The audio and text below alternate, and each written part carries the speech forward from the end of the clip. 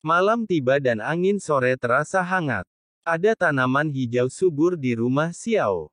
Pemandangan di seluruh taman itu menyenangkan, dan pada saat ini ada ledakan tawa dan kegembiraan. Pandangan Xiao Yan tertuju pada masing-masing sosok yang dikenalnya satu per satu.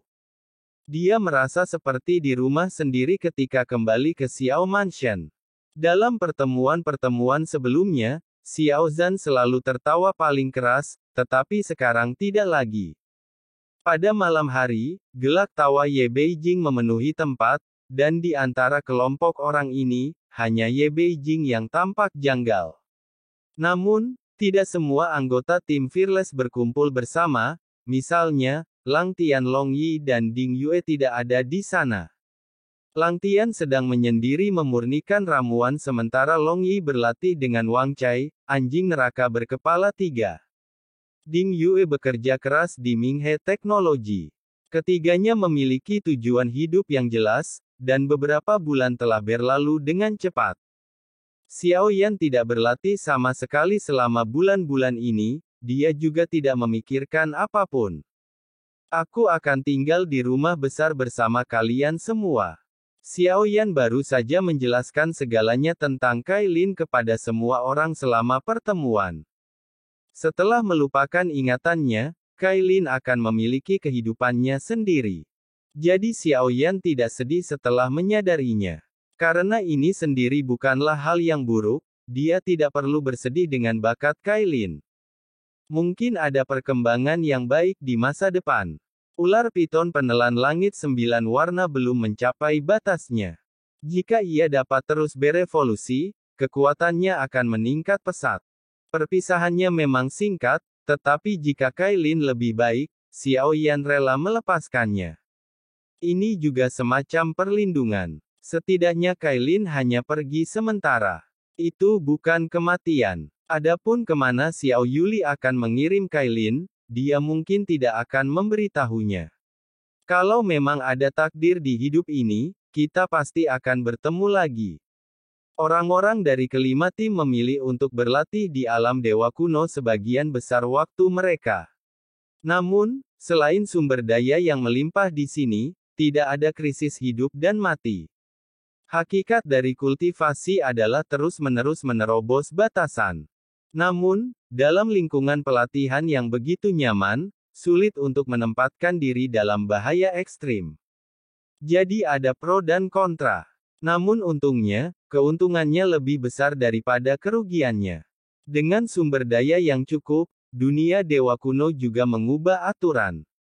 Beberapa area pelatihan telah dibuka. Membiarkan adanya korban dapat menimbulkan kebencian di antara mereka. Namun hal ini tidak dapat dihindari dalam persaingan. Pada hari-hari berikutnya, penanaman masih dikesampingkan. Terpengaruh oleh kepergian Kai Lin, ada beberapa perubahan dalam pikiranku.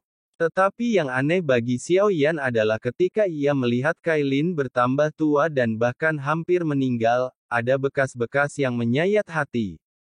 Namun rasa sakitnya hilang hampir seketika. Itu bahkan tidak terlalu mempengaruhi suasana hatinya setelahnya. Selama periode waktu ini, Xiao Yan berkeliaran. Adapun Ye Beijing, ia muncul dari waktu ke waktu dan kemudian tiba-tiba menghilang. Xiao Yan berjalan ke paviliun obat tempat Lang Tian berada, dan bisa mencium aroma kuat ramuan itu sebelum aku mendekat.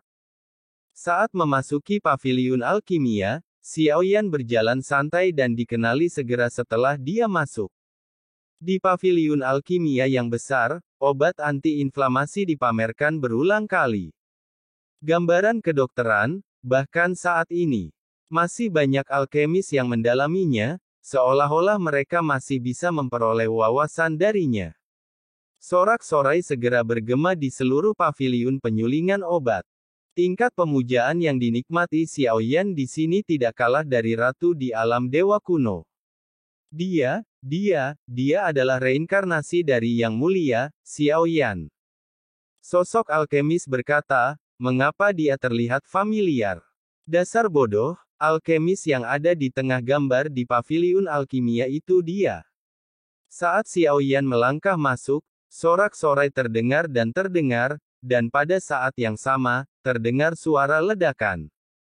Karena kedatangan Xiao Yan mengalihkan perhatian banyak alkemis, Xiao Yan memandang banyak sosok yang berdiri, semuanya menunjuk ke arahnya. Tuan Xiao Yan, bisakah Anda menunjukkan teknik alkimia Anda kepada kami lagi untuk memberi kami pencerahan tentang seni pemurnian? Suara pedang terdengar, dan banyak alkemis angkat bicara, berharap Xiao Yan dapat menunjukkan lagi keterampilan alkemisnya saat ini. Aku kesini cuma mau cari cara buat ngabisin hari sendirian. Suara Xiao Yan keluar perlahan.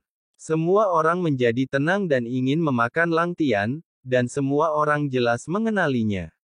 Menengok ke sekeliling, memang ada sebuah ruangan rahasia, yang tertutup rapat dan mata semua orang tertuju padanya. Pintu ruang rahasia itu berbeda.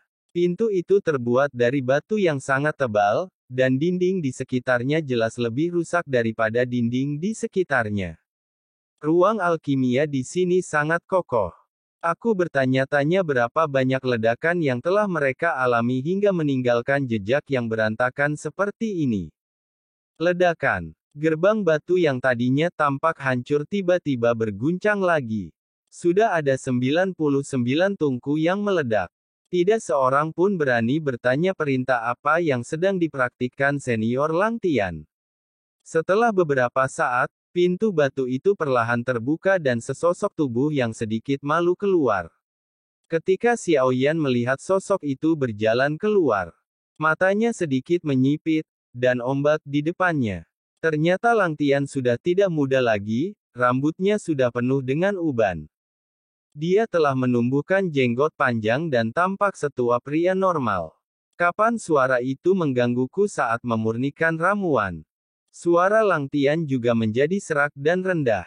Dia tampak seperti seorang senior, dan tatapan matanya penuh kewibawaan.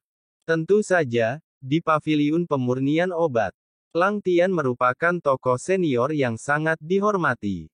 Lang Tian, Xiao Yan mengangkat kepalanya dan menatap lelaki tua yang berjalan keluar dari ruang alkimia di paviliun sambil tersenyum. Memanggil dengan lembut, suara yang familiar itu langsung membuat Lang Tian menoleh. Mata yang terakhir tiba-tiba berbinar cemerlang. Xiao Shaolang segera bergegas turun.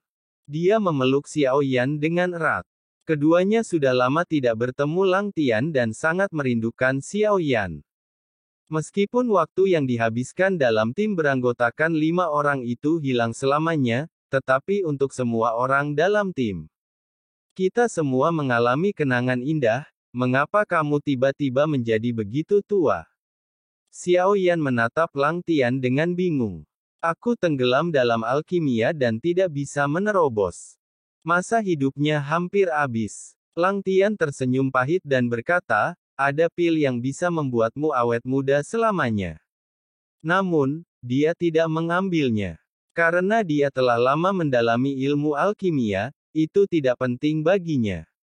Alam Lang Tian masih berada pada level dewa pertarungan, dan ribuan tahun telah berlalu dalam sekejap mata. Umur dewa pejuang terbatas, dan Lang Tian menghabiskan banyak upaya dalam memurnikan ramuan, yang menyebabkan umurnya cepat habis. Kekuatan jiwa menerobos ke alam setengah suci di bawah keajaiban alkimia. Meskipun Lang Tian memiliki bakat dalam alkimia, ia kurang dalam kultivasi, baik dalam hal alam maupun kekuatan jiwa. Dia tidak pandai dalam satu pun hal tersebut.